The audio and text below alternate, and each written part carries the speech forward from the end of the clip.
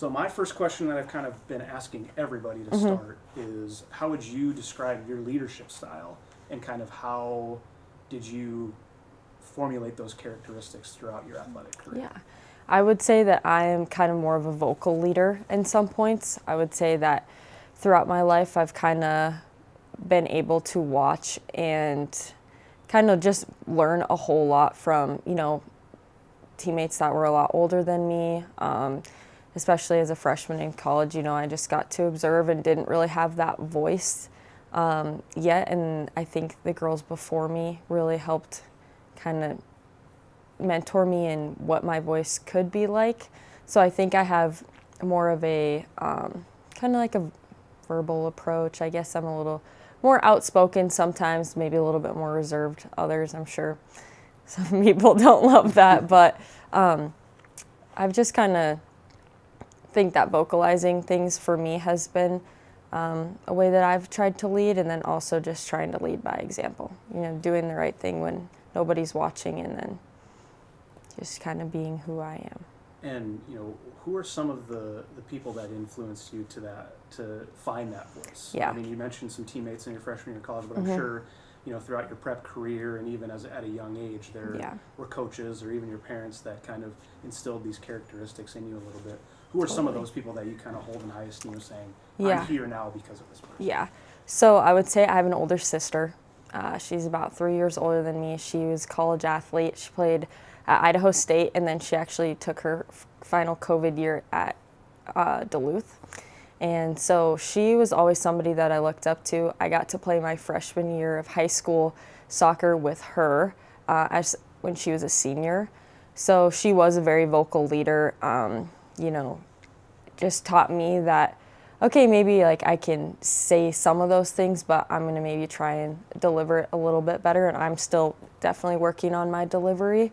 I would say that my mom is a huge proponent of how I try and lead people, because she taught me that, doing the right thing can be lonely sometimes, but in the end, it's going to put you in a great position to succeed.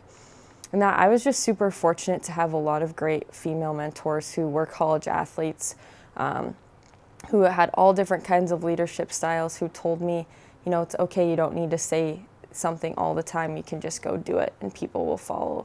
And that's kind of been a huge reason as to why sometimes I'll really say something, and then other times be like, the best way for me to do this is to just show that it can be done. And I would say that my female coaches, mentors in high school and college have just been outstanding, and I'm so grateful for them.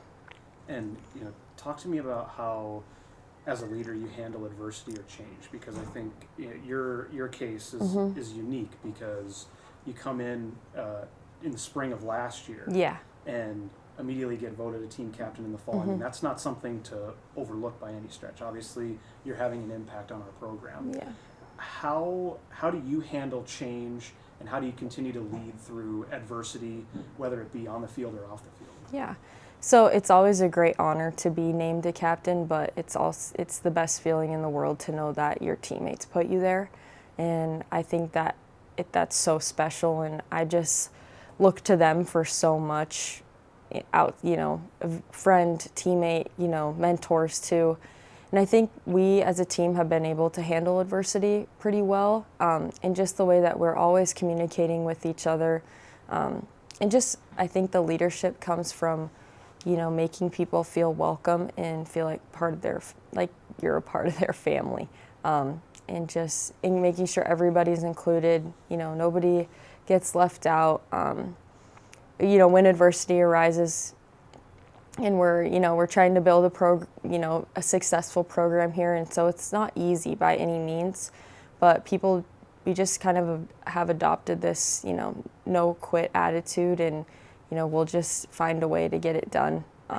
And people have really bought into that. So I think from a leadership standpoint, just knowing that I have some of the best teammates in the world who will, do anything to, help any of their other teammates has made those challenges and adversity so much easier to get through. And they lead me every day, and I'm just lucky to be able to be a captain for them.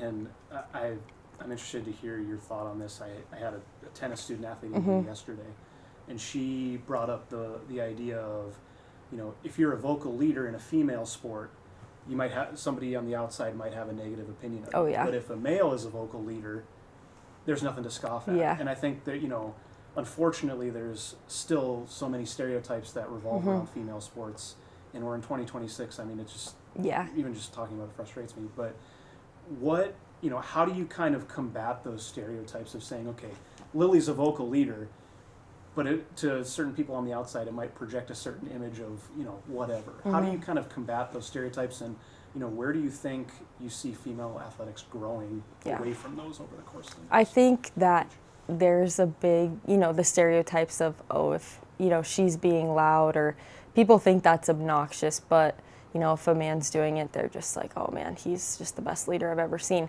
So I just think that what I would tell, growing female athletes is that your voice matters so much more than you believe at any point. And don't be quiet. Say, stand up for what you believe in. If you, see your teammate struggling, you can walk over to them, grab them, lift them up, tell them it's going to be okay. I would just say that being a female athlete is so much more than just playing a sport, because you are setting a standard for young women growing up who, every day I try and remind myself, and just my teammates remind me too, that you're living someone's dream right now. And that motivates me to be a better leader, I would say, and just realizing that, what motivates me isn't going to motivate everybody else. And that's something that I've really had to focus on, that, okay, if I'm a vocal leader, this person doesn't maybe respond well to that, so how can I, lift them up too? And that's been the biggest challenge for me, I'd say, is just, not conforming to that stereotype and just being like, okay, how can I better serve my teammates? But I would just say that any stereotype that leads you to believe that you're less than, or compares you to someone else or a man, is just, it's just not true. And you are so much more than you'll ever believe in yourself. And I just think that if you're a young female in sports, that you have so much room to grow, and there's so many powerful women out there right now just using their voice and creating a platform for me to help my teammates succeed, and young girls that will fill my shoes after. Yeah.